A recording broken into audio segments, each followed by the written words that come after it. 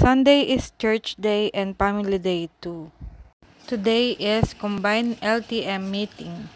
Sunday is walang traffic kaya nandito na agad kami sa venue. Pagdating nga namin is nagumpisa na ang meeting. Kita din ng magpinsan na si Noah at saka si Yuen. Tapos na ang meeting at nagpe-prepare na for lunch. Sa lunch nga is kanya-kanyang baon. Kanya-kanyang baon and then we share sa mga kapatid, sa brothers and the sisters. May part 2 nga ng meeting at nag-prepare ng pang-merienda.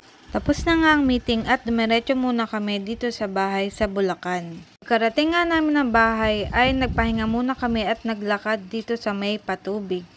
Alas 5 na nga ng hapon sa mga oras na ito at pabalik na kami ng bahay. Pagbalik ko nga ng bahay ay bibidyohan namin si Zion para sa kanyang poem. I'm a second grade superstar. I'm a success and I'm going far. I can read many books that are long. I learn every time I get something wrong. I try to study hard for each test. I focus on always doing my best.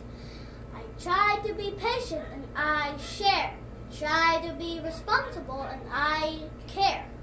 I'm a second grade superstar. Watch me and I'll really go far! Gabi na nga at kinailangan na naming umuwi. Mabilis nga lang ang biyahe at walang traffic kaya nakarating agad kami sa bahay. Good night!